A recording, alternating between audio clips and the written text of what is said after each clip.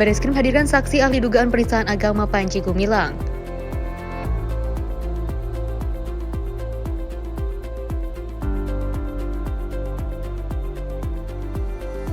Pemkot Depok tak becus urus sampah, pemerintah pusat turun tangan.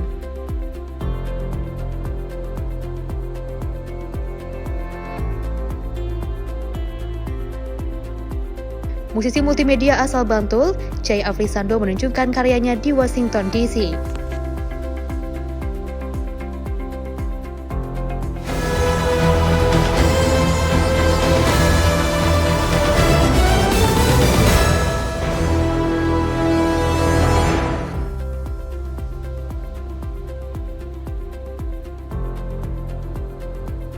Selamat malam pemirsa, Anda menyaksikan saluran 8 malam bersama saya, Vesi Tria.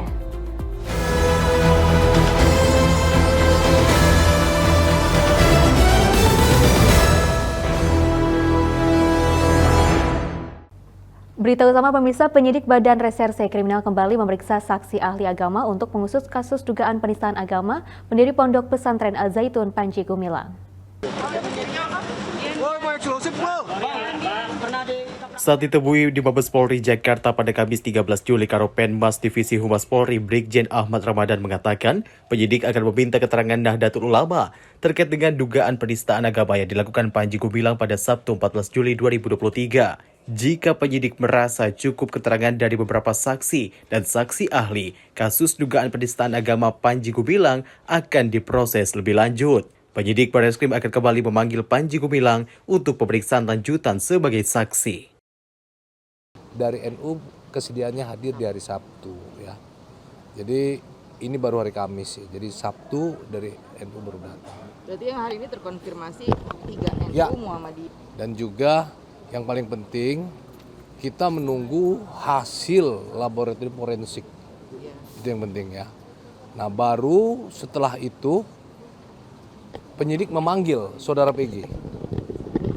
Memanggil saudara PG sebagai saksi. Kemudian setelah itu baru kita lakukan gelar perkara. Sebelumnya MUI dan Muhammadiyah telah hadir memenuhi panggilan Bareskrim Polri untuk dimintai keterangan kasus dugaan penodaan agama Panji Gumilang. Dito Rosito, Garuda TV melaporkan. Pemirsa, aksi pemotor melakukan tindakan kekerasan terhadap anak perempuan yang sedang bermain sepeda. Aksinya terekam CCTV, akibat aksi kekerasan ini korban masih mengalami trauma.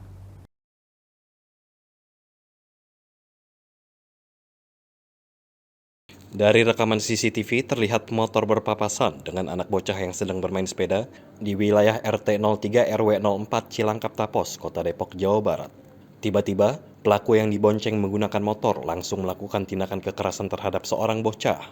Menurut orang tua korban, Maya, mengatakan aksi kekerasan itu dilakukan oleh seorang pria yang berprofesi sebagai bank keliling. Kesini, terus anak saya kesini ini, palanya ditoyor.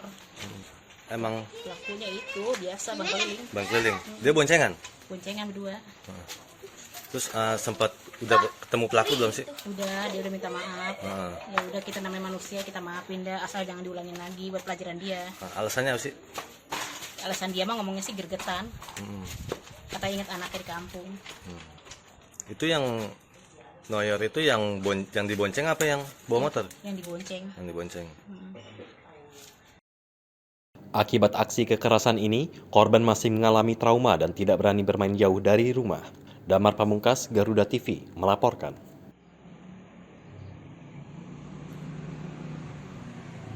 Pemirsa, ditinggal bekerja, sebuah rumah di kawasan Pancoran Mas Depok menjadi sasaran pembobolan oleh kawanan pencuri. Aksi pencurian ini pertama kali diketahui oleh tetangga korban.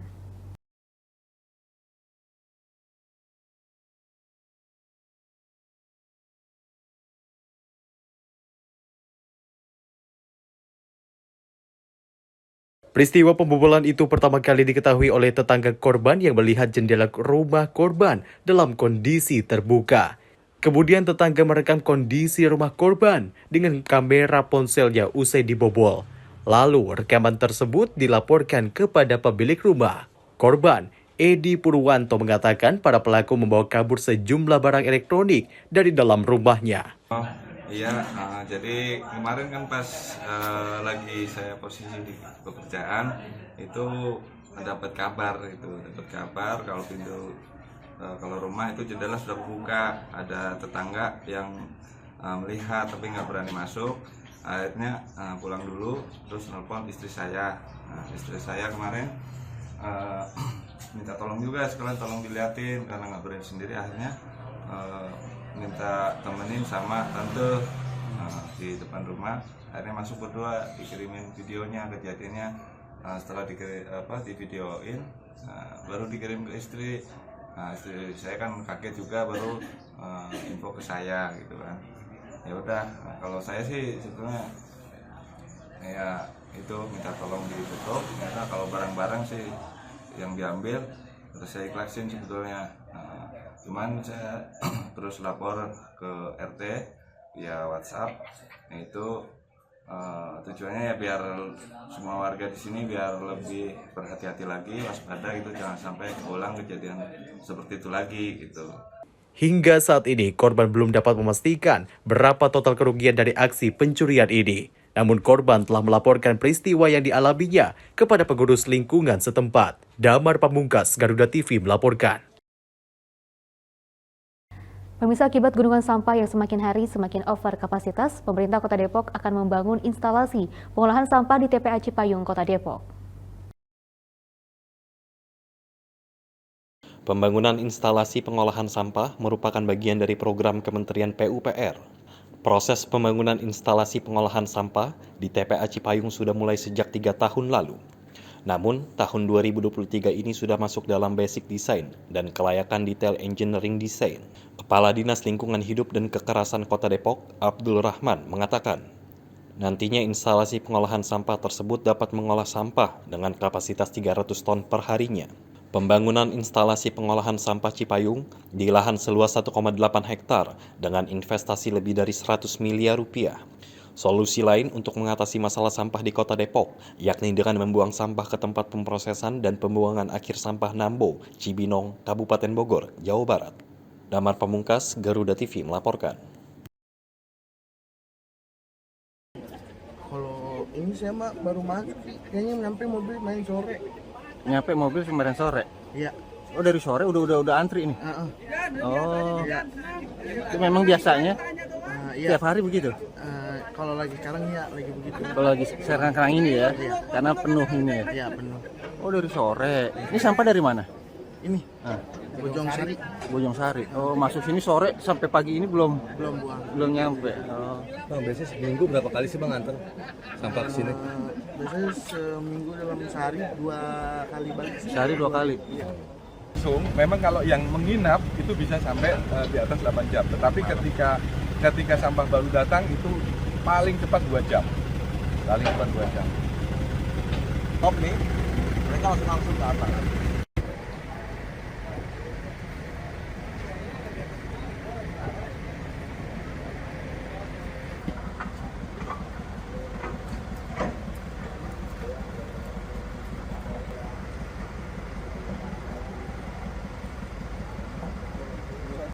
Pemirsa, Kepala Staf Angkatan Laut Laksamana TNI Muhammad Ali menerima pemimpin Angkatan Laut Singapura RADM Sean Watt di Gedung Utama Mabesal Cilangkap, Jakarta Timur.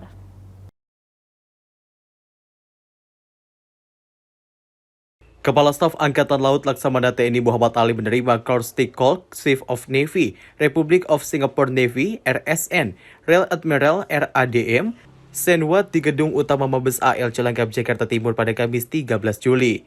Pertemuan ini sebagai sarana untuk memperkuat kerjasama bilateral antara Angkatan Laut kedua negara. Kedua pimpinan Angkatan Laut ini sepakat dalam peningkatan profesionalitas latihan antara kedua negara dan menunjukkan dukungan timbal balik yang kuat. Pada pertemuan tersebut, Kasal menyampaikan ungkapan terima kasih atas partisipasi RSN pada sejumlah event internasional yang digelar oleh TNI AL.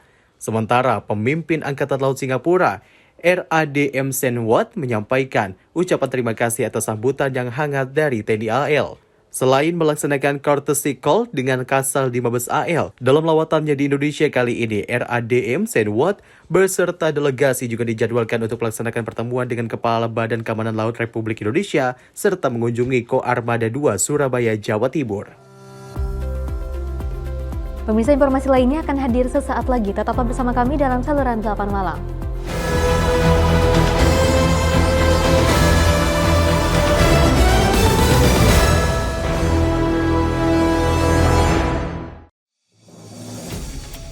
Informasi dan berita terkini dari mancanegara, semua ada di saluran Mancanegara. Setiap hari, pukul 22, hanya di Garuda TV.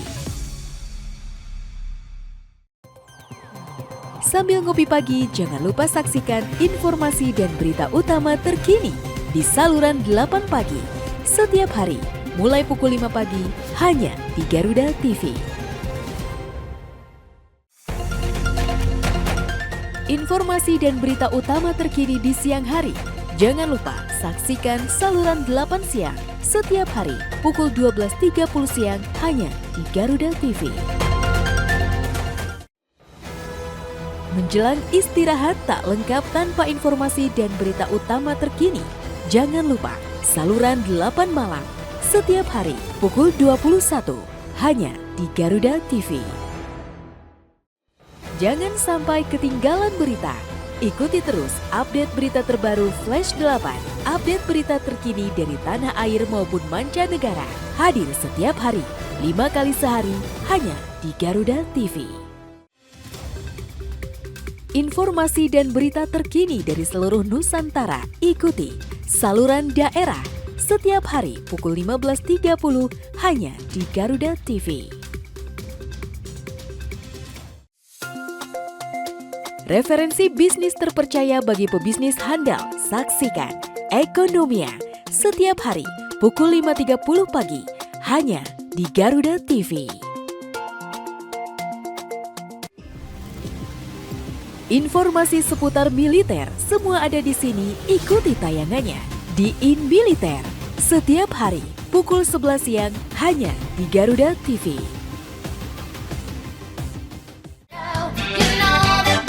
Kangen tembang kenangan dan lagu-lagu klasik masa lalu? Jangan ketinggalan nonton Musik 8 setiap hari pukul 14 hanya di Garuda TV.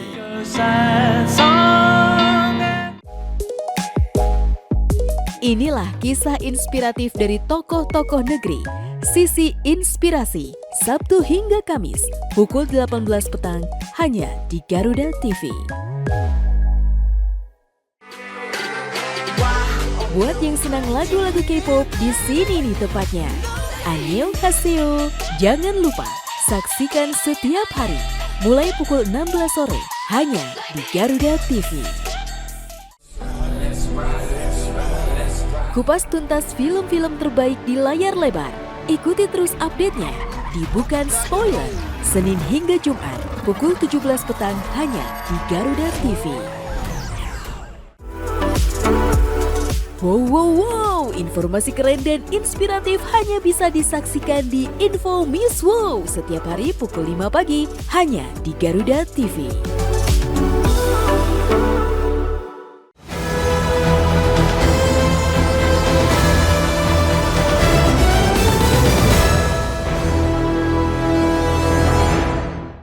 Pemirsa, pemilu merupakan bagian penting dalam menguji integritas dan pelaksanaan yang jujur dan berkeadilan.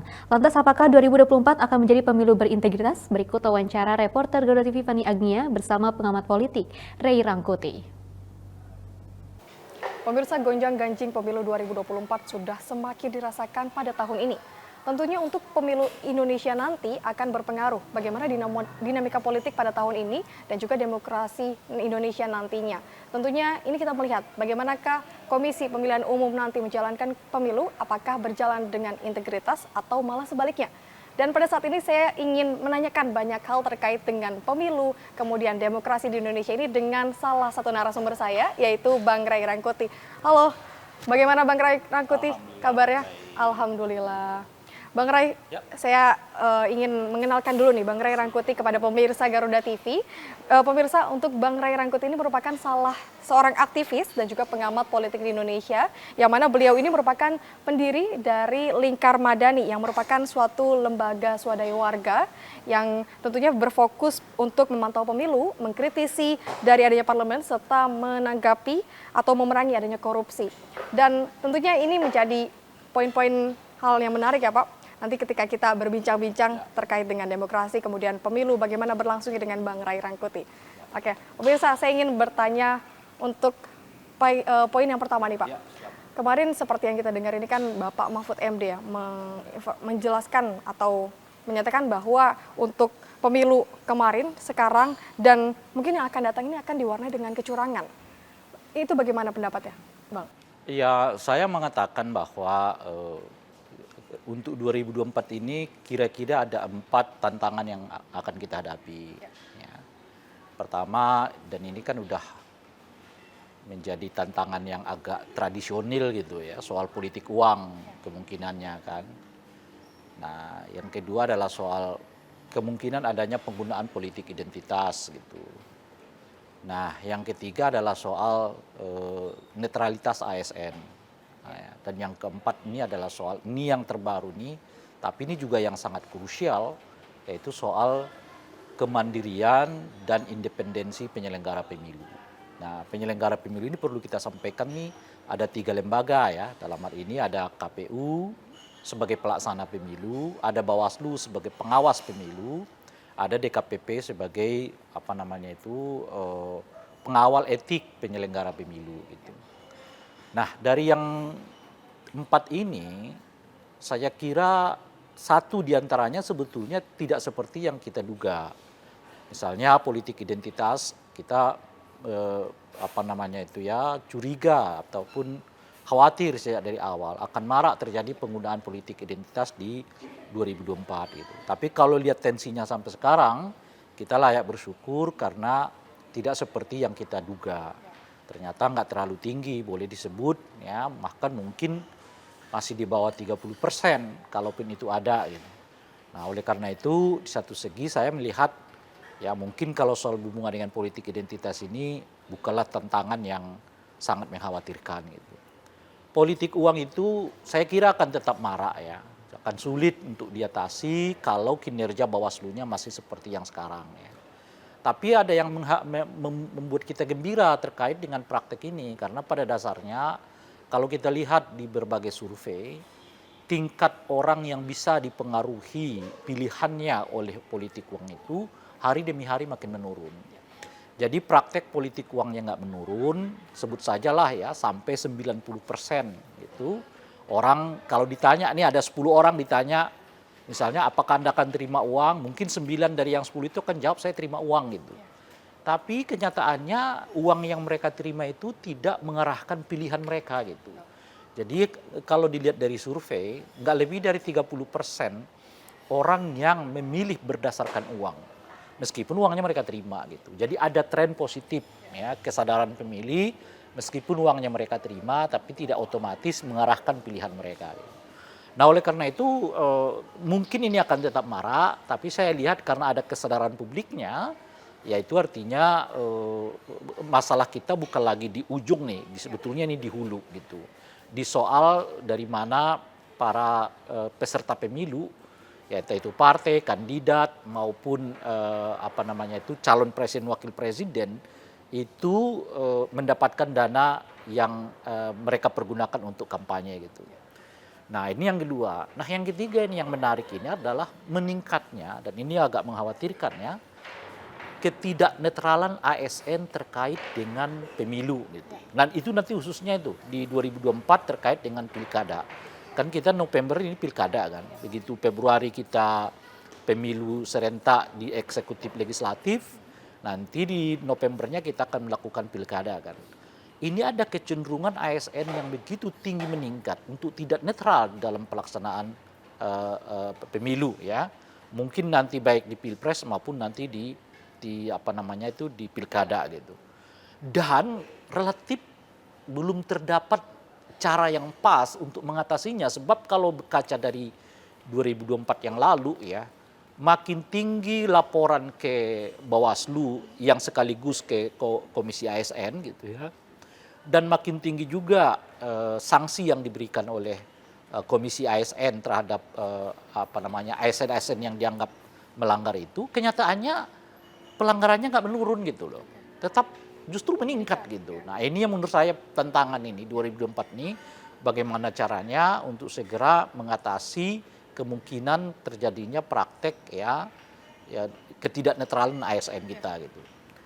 Dan yang diantara yang tiga ini, yang paling baru dan menurut saya justru yang paling menakutkan ini adalah soal bukan netralitas, tapi soal kemandirian dan independensi penyelenggara pemilu.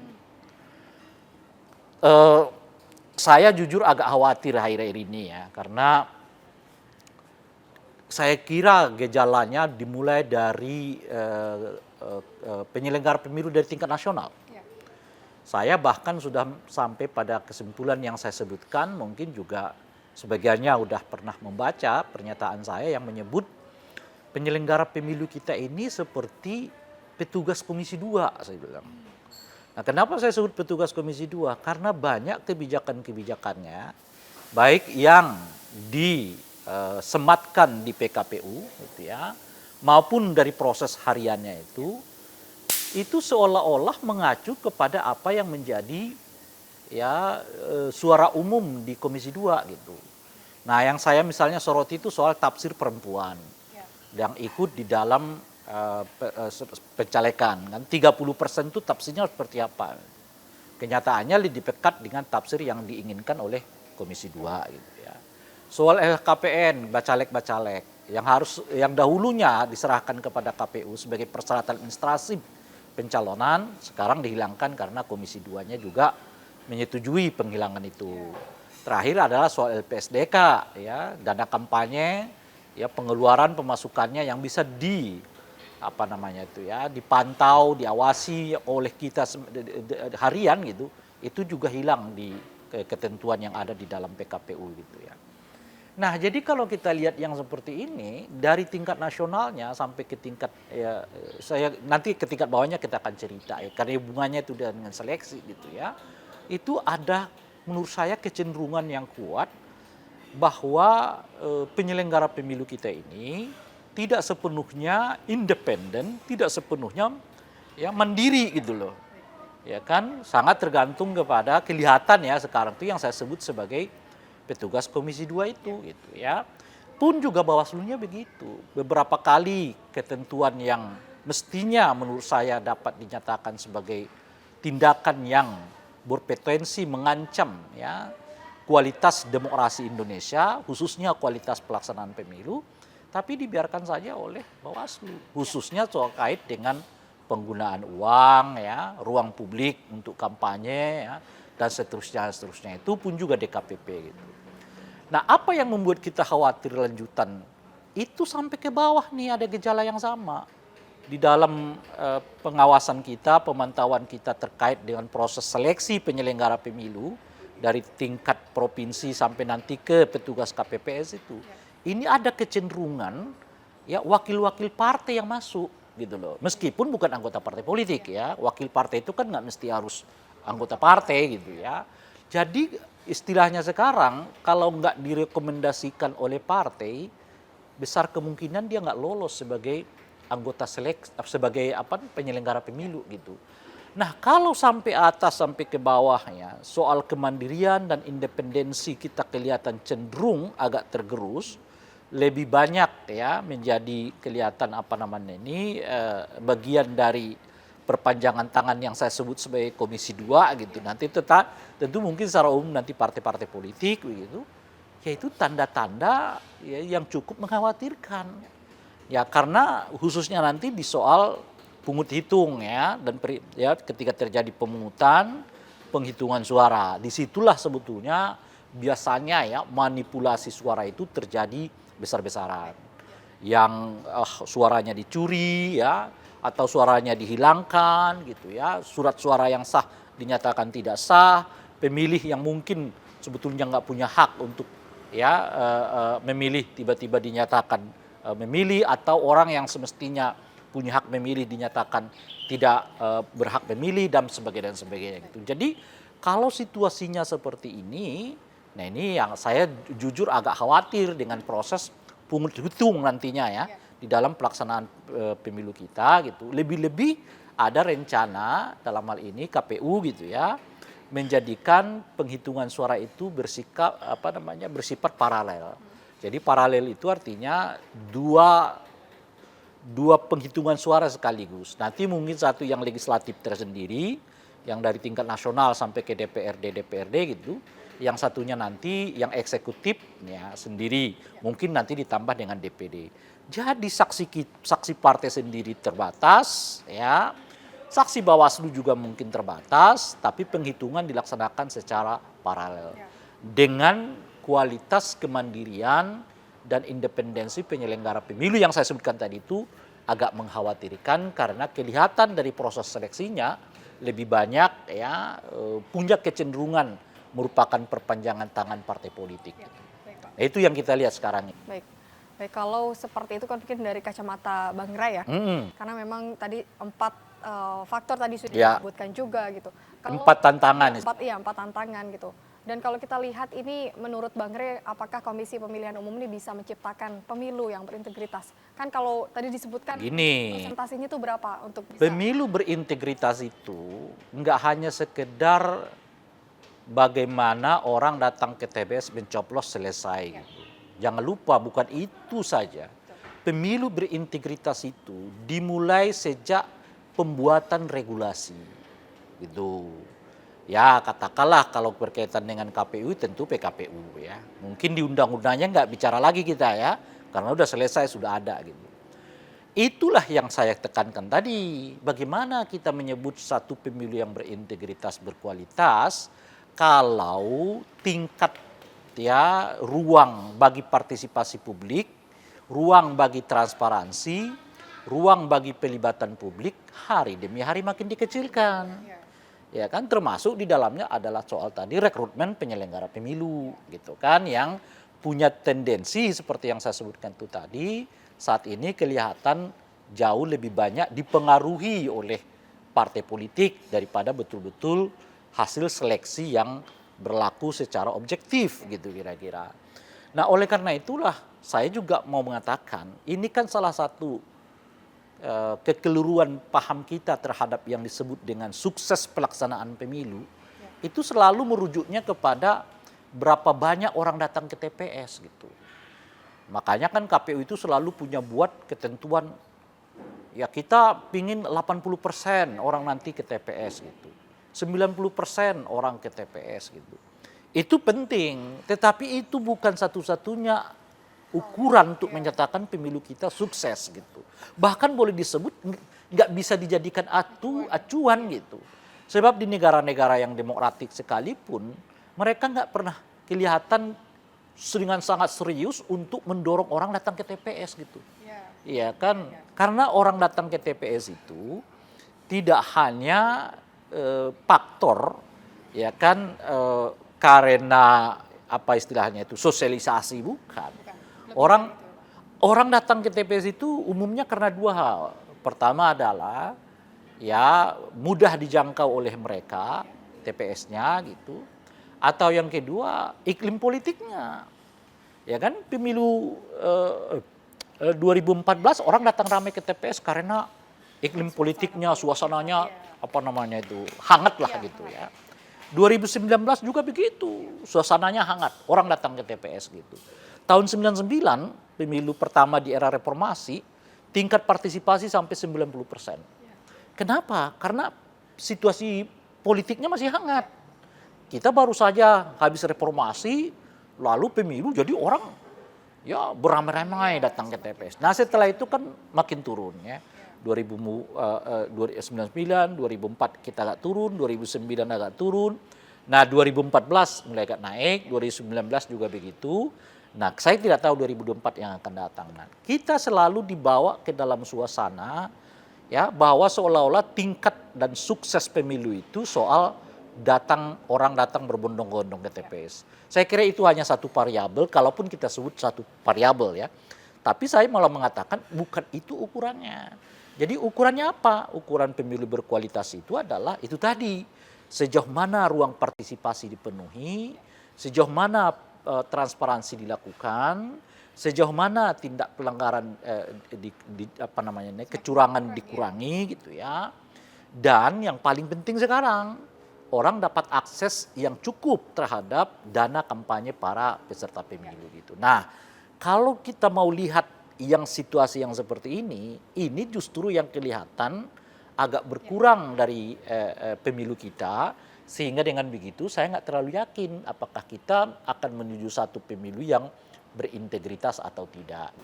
Ya baik Bang Ray, kalau tadi kan memang udah ada beberapa faktor-faktor ya yang memang harus ditingkatkan. Tentunya membutuhkan partisipasi dari sejumlah pihak untuk bisa menjalankan, merealisasikan pemilu yang berintegritas ini. Pemirsa, tentunya nanti kami akan mengobrol lebih banyak lagi ya terkait dengan pemilu dan apakah nantinya akan menghasilkan pemimpin yang berkualitas dan bagaimana nanti kelanjutannya lagi. Tetap saksikan saluran 8 malam.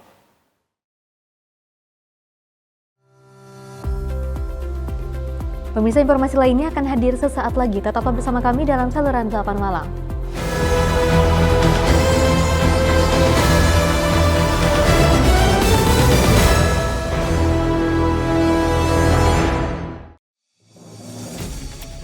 Informasi dan berita terkini dari mancanegara. Semua ada di saluran mancanegara. Setiap hari pukul 22 hanya di Garuda TV. Sambil ngopi pagi, jangan lupa saksikan informasi dan berita utama terkini di saluran 8 pagi. Setiap hari, mulai pukul 5 pagi, hanya di Garuda TV. Informasi dan berita utama terkini di siang hari. Jangan lupa saksikan saluran 8 siang. Setiap hari, pukul 12.30 siang, hanya di Garuda TV. Menjelang istirahat tak lengkap tanpa informasi dan berita utama terkini.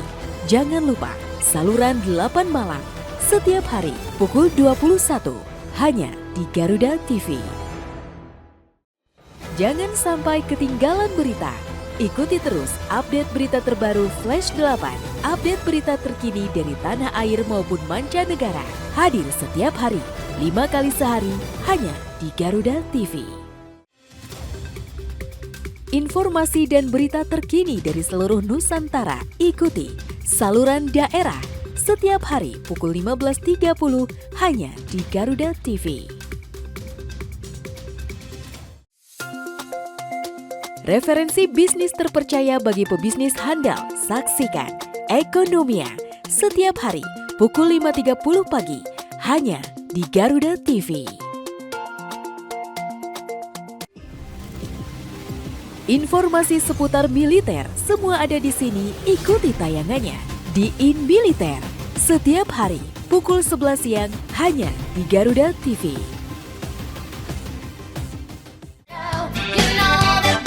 Kangen tembang kenangan dan lagu-lagu klasik masa lalu?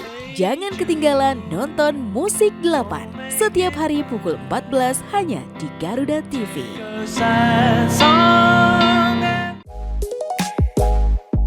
Inilah kisah inspiratif dari tokoh-tokoh negeri. Sisi Inspirasi, Sabtu hingga Kamis, pukul 18 petang, hanya di Garuda TV. Buat yang senang lagu-lagu K-pop, di sini nih tepatnya. Annyeonghaseyo. Jangan lupa, saksikan setiap hari, mulai pukul 16 sore, hanya di Garuda TV. Kupas tuntas film-film terbaik di layar lebar. Ikuti terus update-nya di Bukan Spoiler, Senin hingga Jumat, pukul 17 petang hanya di Garuda TV. Wow, informasi keren dan inspiratif hanya bisa disaksikan di Info Miss Wow setiap hari pukul 5 pagi hanya di Garuda TV.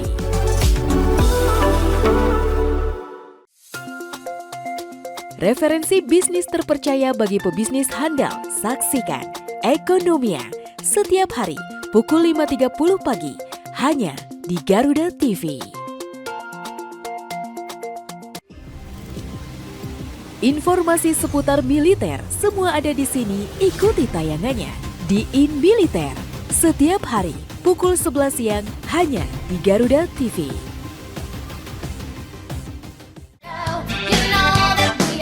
Kangen tembang kenangan dan lagu-lagu klasik masa lalu? Jangan ketinggalan nonton Musik 8 setiap hari pukul 14 hanya di Garuda TV.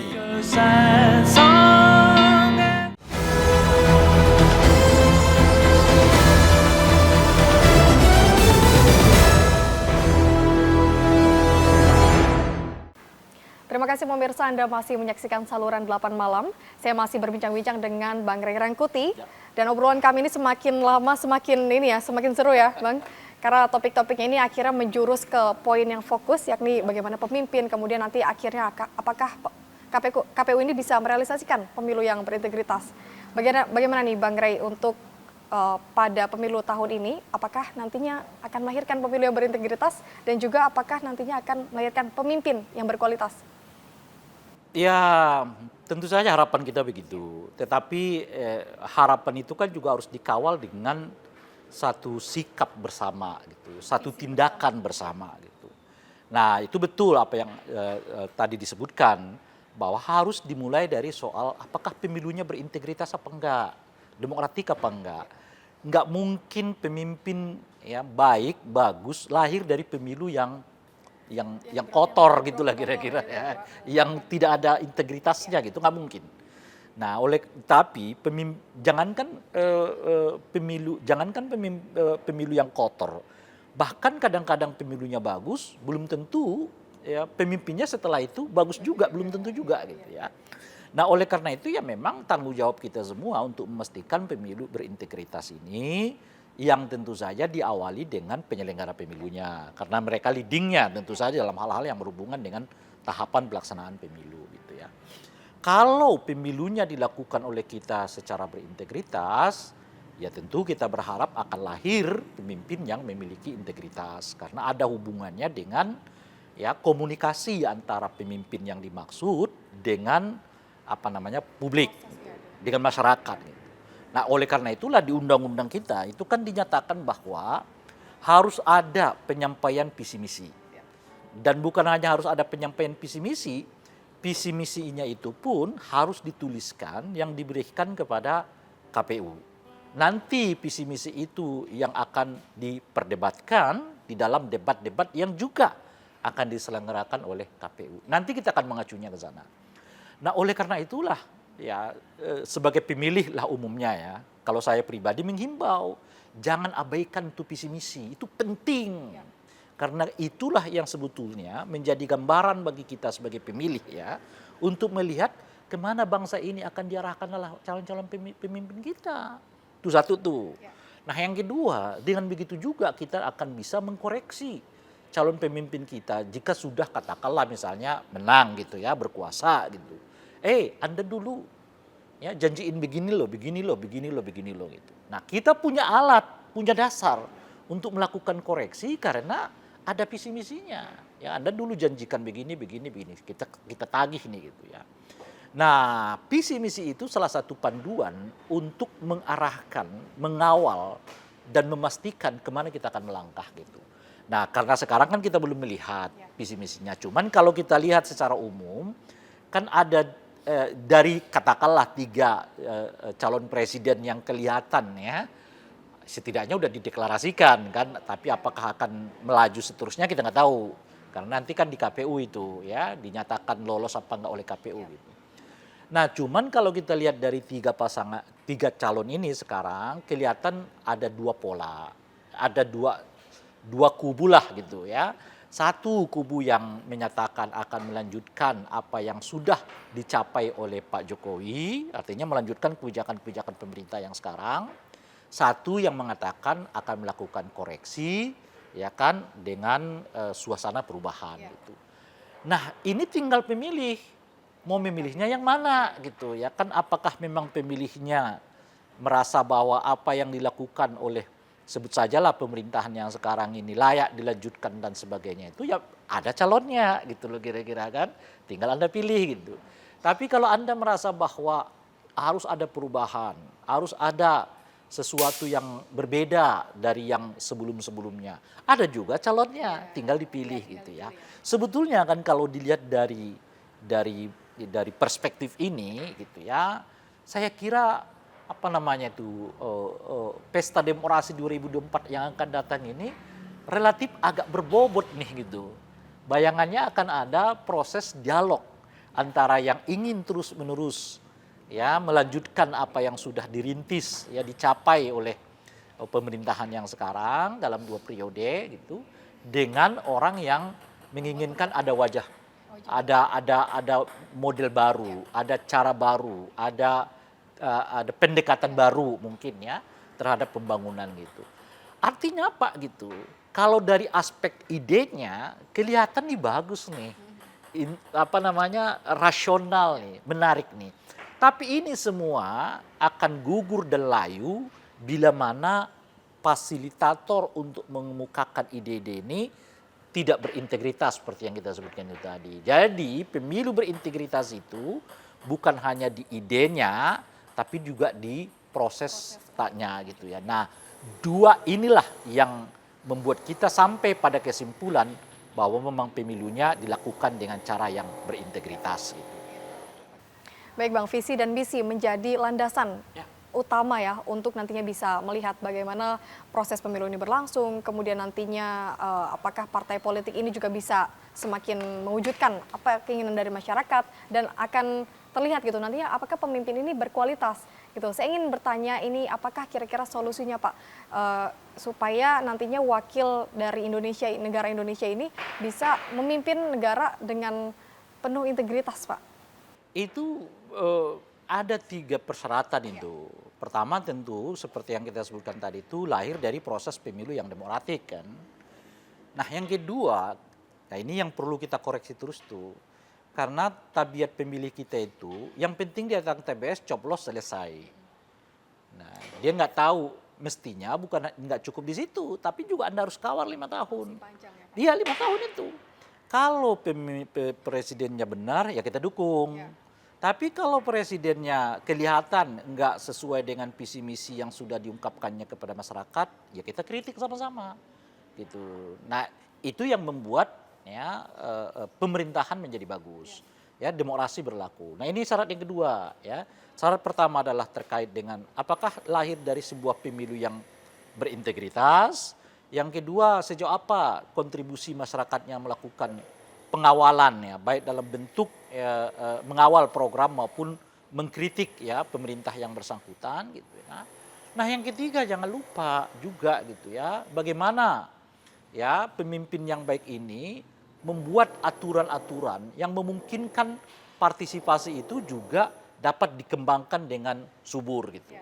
Nah 3 faktor ini menurut saya gitu. Ya Bang Rey, ini pertanyaan terakhir dari saya nih Bang. Bagaimana harapannya, karena tadi kan udah disebutkan 3 faktor solusi ya, 3 solusi ya, memang untuk bisa membangun keduanya.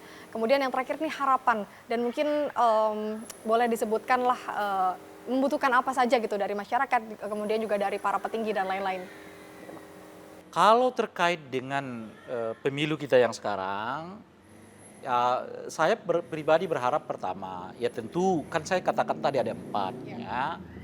Jangan ikut-ikutan main politik uang. Ya kalau Anda ikut sebagus apapun visi misinya, ya nggak jalan itu nanti gitu loh kira-kira. Karena yang dia terpilih itu kalau berdasarkan uang, dia mikir lagi duitnya kembali kan gitu ya. Jangan main politik uang. Berapa sih uang yang diberikan ya kan? Daripada Anda minta uang, Anda lebih baik minta program. Kami mau milih Anda kalau Anda nanti kau berkuasa buat ini, buat ini, buat iya. Mendesakan ini macam-macam gitu. Itu lebih berjangka panjang gitu loh. Yang kedua, jangan juga main isu identitas kan. Saya udah berulang kali mengatakan ada 2 penyakit pemilu yang sama berbahaya. Namanya politik uang, namanya politik identitas.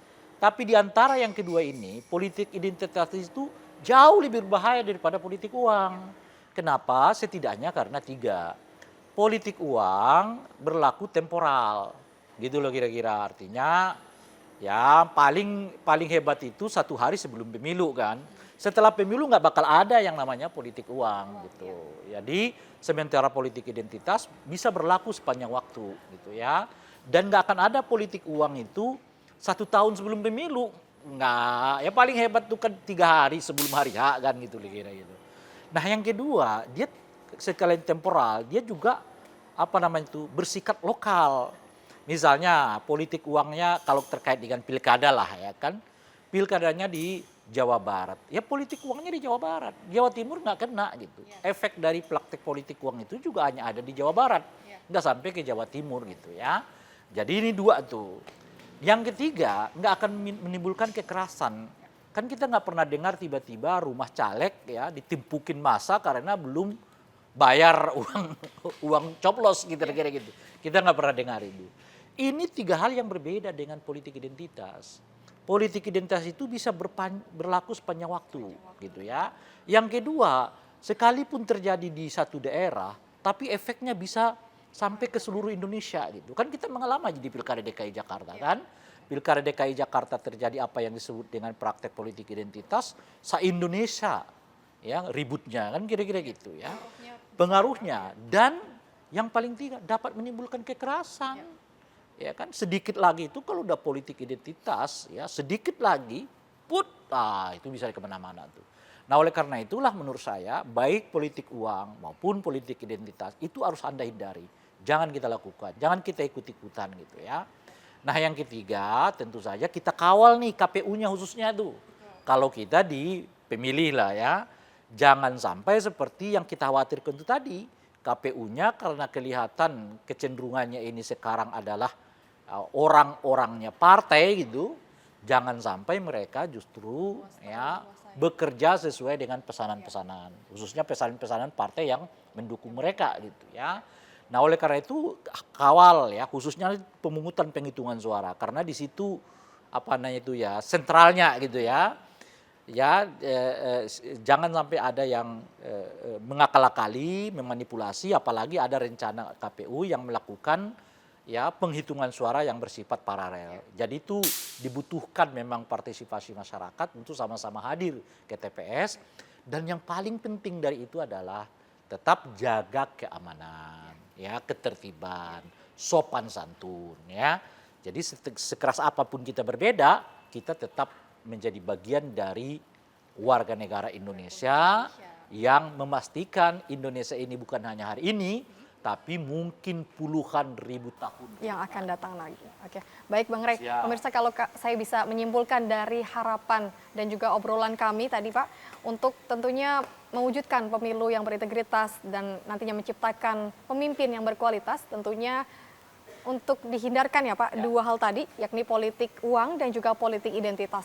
Kemudian hal yang paling utama dari kedua hal itu tentunya yang dekat dengan diri kita sendiri itu mengawal ya Pak, mengawal bersama-sama berjalannya pemilu Indonesia dan juga tetap dalam posisi yang aman, maksudnya tidak terburu-buru, tetap menjaga keamanan, ya, tidak menyerang sana sini ya, jadi intinya tetap berjalan dengan baik dan sesuai dengan ketentuan yang memang sudah ditentukan.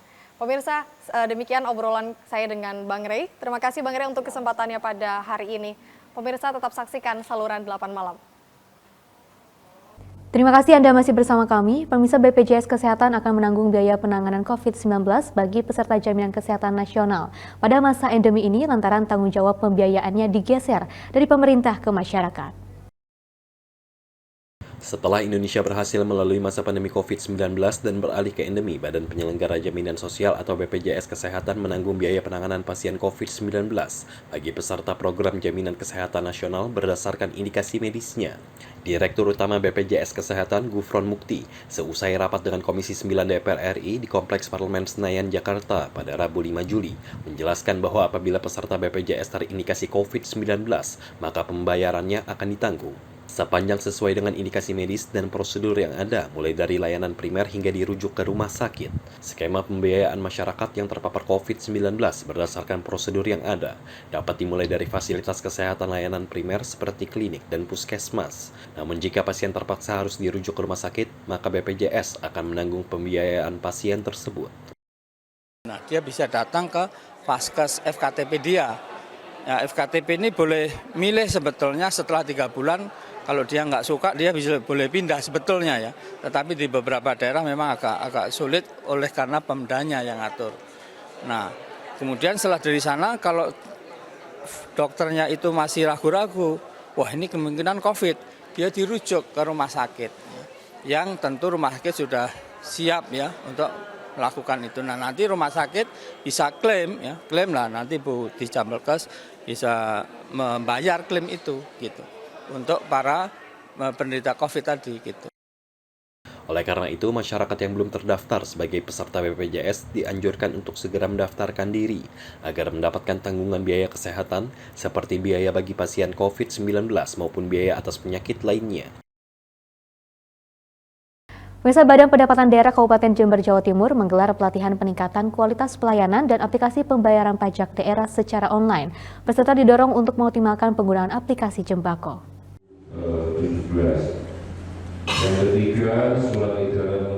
Dalam rangka meningkatkan kualitas pelayanan dan aplikasi pembayaran pajak daerah, Badan Pendapatan Daerah atau Bapenda Kabupaten Jember menggelar pelatihan atau capacity building Jember membayar pajak online atau Jembako. Pelatihan ini diikuti ratusan operator aplikasi serta perwakilan notaris dan pejabat pembuat akta tanah di Kabupaten Jember, Jawa Timur. Adapun yang menjadi tujuan pelatihan adalah membekali para operator aplikasi beserta stakeholder terkait tentang optimalisasi fungsi aplikasi Jembako yang kini tidak hanya berfungsi untuk pembayaran pajak bumi dan bangunan saja, melainkan juga pembayaran biaya tanah, sehingga memberi ruang dan fitur tambahan bagi para notaris dan pejabat pembuat akta tanah atau PPAT. Peningkatan dan optimalisasi fungsi aplikasi Jembako adalah untuk menggantikan peran aplikasi sebelumnya yang masih dalam pemeliharaan, sehingga perolehan pendapatan asli daerah dari sektor biaya atas hak tanah dan bangunan tidak terhambat. Secara berkesinambungan untuk meningkatkan kapasitas, capacity building untuk stakeholder yang dalam hal ini oleh operator masing-masing, oleh operatornya notaris, PPAT maupun operatornya kecamatan, itu perlu ditingkatkan kapasitasnya, kemampuannya di dalam rangka memahami aplikasi. Di era sekarang ini digitalisasi adalah keniscayaan. Nah, keniscayaan harus. Karena apa? Kalau tidak seperti itu, satu mempermudah tadi kan. Yang kedua adalah ini adalah proses keterbukaan kami di pemerintah Kabupaten Jember kepada masyarakat.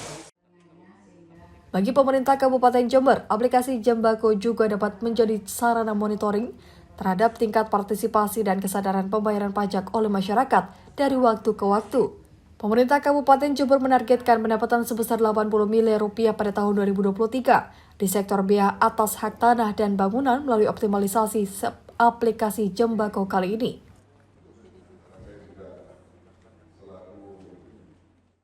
Pemirsa, seorang musisi multimedia asal Bantul, Jai Afsisando, menekuni seni dengan pendekatan multisensori. Ia juga mempertunjukkan karyanya di Washington DC untuk meningkatkan kesadaran masyarakat bahwa musik dapat dinikmati semua orang.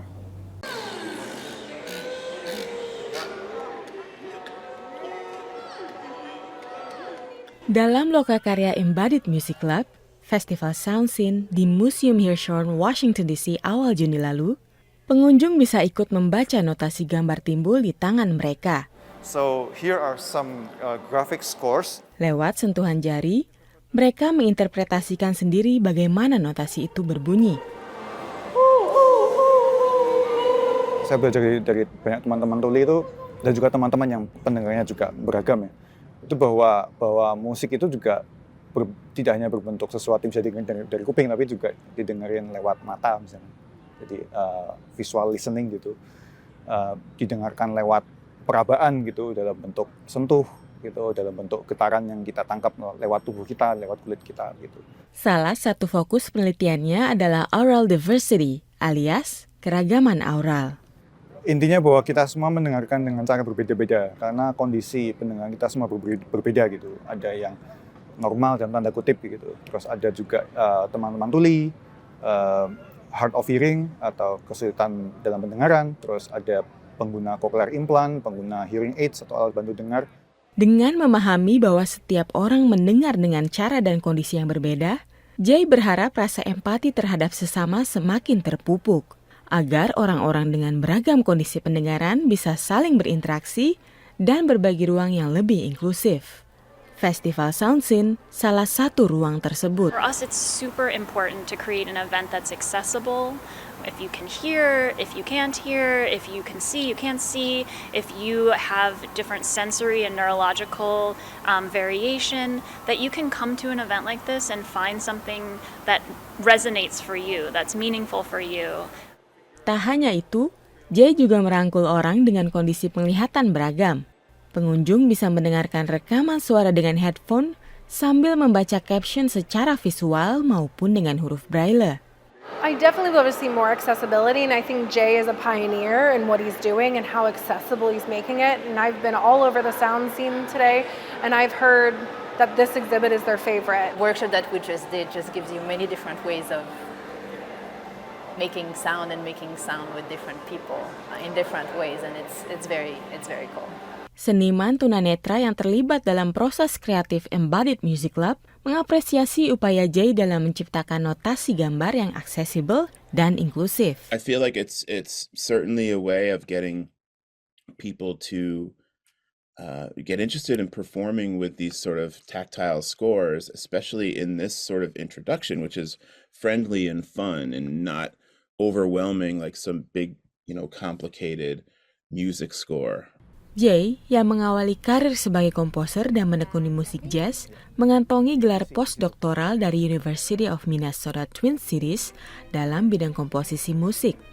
Jay sudah meraih beberapa penghargaan, termasuk Minnesota Emerging Composer Award. Dari Washington DC, Bani Rahayu, Rifan Dwi Astono, VOA. Pemirsa, untuk panduan Anda dalam beraktivitas pada hari Sabtu 15 Juli 2023, berikut perakiraan cuaca di 34 kota besar di Indonesia, diinformasikan selengkapnya oleh perakirawan BMKG Eva Septiani. Kita awali dari wilayah Sumatera. Secara umum, wilayah Sumatera diperkirakan berawan, yakni di wilayah Banda Aceh, Pekanbaru, Tanjung Pinang, dan juga Pangkal Pinang. Waspada untuk sobat yang berada di wilayah Medan karena diperkirakan hujan dengan intensitas lebat. Selanjutnya untuk sobat yang berada di wilayah Padang diperkirakan berawan. Berawan tebal diperkirakan terjadi di wilayah Bandar Lampung. Hujan ringan diperkirakan terjadi di wilayah Jambi, sedangkan Bengkulu dan juga Palembang diperkirakan hujan dengan intensitas sedang. Beralih ke wilayah Pulau Jawa, Surabaya diperkirakan berkabut. Berawan diperkirakan terjadi di wilayah Serang, Jakarta dan juga Semarang. Hujan dengan intensitas ringan diperkirakan terjadi di wilayah Yogyakarta, sedangkan Bandung diperkirakan hujan dengan intensitas sedang. Selanjutnya untuk sobat yang berada di wilayah Denpasar, Mataram, dan juga Kupang, esok hari diperkirakan berawan. Beralih ke wilayah Kalimantan, Pontianak diperkirakan berawan tebal, sedangkan untuk wilayah Palangkaraya, Banjarmasin, Tanjung Selor, dan juga Samarinda diperkirakan hujan dengan intensitas ringan. Beralih ke wilayah Sulawesi, Gorontalo diperkirakan berawan tebal, sedangkan wilayah Palu dan juga Makassar diperkirakan berawan. Hujan ringan terjadi di wilayah Mamuju dan juga Kendari, sedangkan wilayah Manado diperkirakan hujan dengan intensitas sedang. Untuk sobat yang berada di wilayah timur Indonesia, Ternate, Ambon dan juga Manokwari diperkirakan hujan dengan intensitas ringan.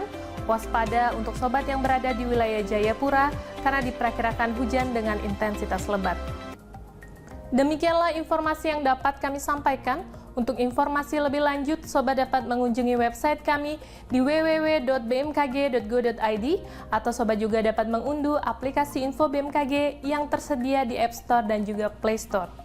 Jangan lupa juga untuk follow seluruh akun media sosial kami @infobmkg di YouTube, Twitter, dan juga Instagram. Terima kasih untuk perhatian sobat dan sampai jumpa di update informasi perakiraan cuaca berikutnya. Pemirsa, informasi tadi sekaligus mengakhiri jumpa kita dalam saluran 8 malam kali ini. Mewakili kerabat kerja yang bertugas, saya Fitria mengucapkan terima kasih atas kebersamaan Anda. Selamat beristirahat dan sampai jumpa.